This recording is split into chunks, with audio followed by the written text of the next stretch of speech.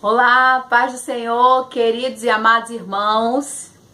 Eu louvo a Deus pela vida de cada um de vocês que sempre estão aqui junto comigo.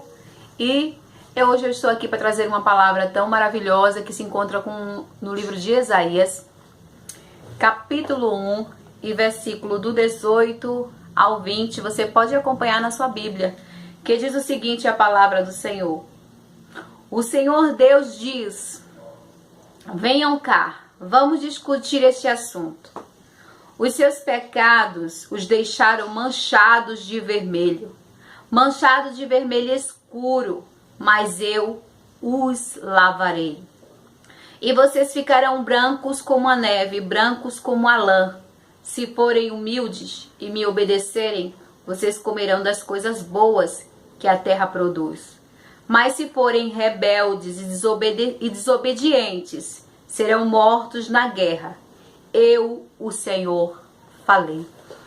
Amados irmãos, a história desse povo, né, que agora podemos dizer povo de Israel, começa com Abraão, não é? Lá em Ur dos Caldeus. A Bíblia diz que Deus tira aquele homem da terra dele, do meio da parentela, e faz promessa de que dele faria uma grande nação.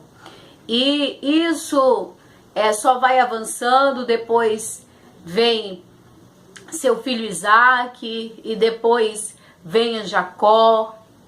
Em Jacó, aí vem José, e de José, esse povo, que agora é o povo de Israel, vai parar lá no Egito, não é? Mas a Bíblia diz, queridos, que após a morte de José, o novo reinado que entram, eles não conhecem a história de José, que é uma história muito grandiosa lá no Egito.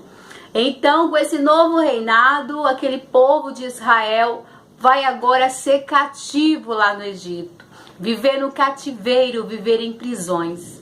Mas Deus levanta novamente um libertador. E agora Moisés vem, e ali aquele povo começa a receber ordenância de Deus. Se vocês me obedecerem em tudo, não é? E não se desviar daquilo que eu estou estabelecendo para vocês, tudo vai dar certo. Mas se vocês se desviarem do meu caminho, vai acontecer grandes consequências. E a Bíblia vai dizer que, como um forte, Deus tira o povo de Israel do cativeiro no Egito, não é? No tempo de Davi já existia. Depois esse povo fica sem rei, não é? E depois eles agora têm um rei, tem o rei Davi. E a Bíblia diz que Davi tem uma promessa de que viria um rei que seria o Cristo, não é? Depois a Bíblia vai dizer que o seu filho Salomão constrói um templo. Agora eles têm um templo para adorar. Agora eles têm onde cultuar o seu Deus. Mas o povo continua rebelde. O povo continua com o coração endurecido. O povo continua desobediente a Deus.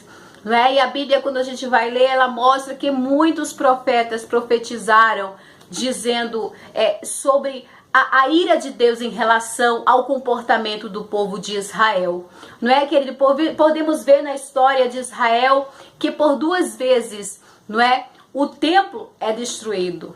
E a Bíblia diz que a destruição do segundo templo ainda foi pior do que a primeira destruição. Não é? Aonde estamos lendo no livro de Isaías, Isaías aqui está profetizando, falando da parte de Deus, não é? É algo bom para o povo, onde Deus vai dizer assim: ó, o Senhor Deus diz, venham cá, vamos discutir esse assunto. Os seus pecados os deixaram manchados de vermelho escuro, mas eu os lavarei. E vocês ficarão brancos como a neve, brancos como a lã. Se forem humildes e me obedecerem, vocês comerão das coisas boas que a terra produz. Mas se forem rebeldes e desobedientes, serão mortos na guerra. Eu, o Senhor, o falei. Agora o Senhor está aqui tentando ter uma conversa. Ele diz: venham cá, vamos discutir esse assunto. É como se o Senhor quisesse dar uma chance sempre ao povo de Israel. Um povo que por várias vezes o próprio Nabucodonosor levou esse povo em cativeiro para a Babilônia. E esse povo viveu várias prisões e Deus sempre mostrando querer fazer um concerto com o povo. E quando eu li isso aqui, algo me chamou a atenção, querido, porque muitas vezes nós nos comportamos como o povo de Israel. Se você começar a ler aqui no primeiro, você vai entender que esse povo, eles sacrificavam bezerros, o melhor, o mais gordo, e oferecia em holocausto. E o Senhor vem dizer que está enjoado do cheiro dos incensos, está farto das carnes que eles sacrificam. O Senhor não quer nada disso, o Senhor quer agora obediência. Por quê? Porque quando Deus levanta Abraão e lhe faz promessa, Deus está estabelecendo na vida desse povo um propósito. Mas lá na frente nós podemos ver no decorrer da caminhada desse povo que esse povo perde o propósito, perde a essência da vontade de Deus. Não é? E consequentemente vem sofrer as consequências. Ele vai dizer assim: vocês vão comer o melhor dessa terra se vocês continuarem me obedecendo, ou seja, se vocês continuarem dentro do propósito, vocês vão permanecer comendo do melhor dessa terra. Mas se vocês saírem do propósito, eis uma consequência. E essa consequência a gente vai ver, esse povo vai muitas vezes para o cativeiro. Esse povo passa por diversas vezes por humilhações. Esse povo, conforme as profecias que Moisés falavam lá na época em que andava com o povo, Moisés por várias vezes, ele vai dizer assim, tem um dilema na Bíblia que sempre vai falar sobre, as pessoas que pregam isso vão falar sobre a maldição de Moisés. Por quê? Porque Moisés, ele advertia o povo sobre se mantenham no querer de Deus, não percam o propósito para vocês não sofrer.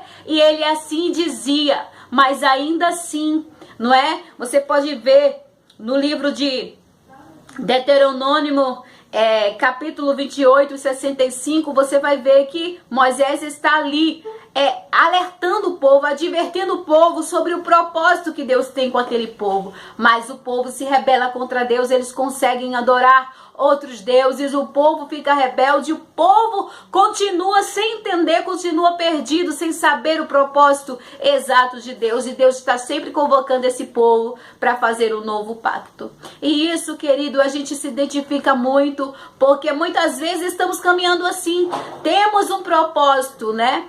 Temos uma ordem de Deus estabelecida sobre a nossa vida. E muitas vezes, por consequências da vida, por uma coisa ou outra, nós acabamos saindo do propósito e perdendo o bom senso das coisas, dos objetivos de Deus, não é? Mas assim, conforme a palavra está dizendo, eu sinto da parte de Deus nesse dia, vim dizer para você, não saia do propósito de Deus, porque a palavra do Senhor vai dizer que venham cá, vamos conversar sobre isso. Deus está dizendo, ei, sente aqui. Se você esqueceu, eu vou te lembrar do propósito que eu fiz com você. Eu vou te lembrar do conserto. Eu vou te lembrar o para que eu te chamei. Deus está dizendo, sente aqui. Vamos fazer uma reflexão. Vamos colocar as coisas no lugar. Porque se vocês continuarem fazendo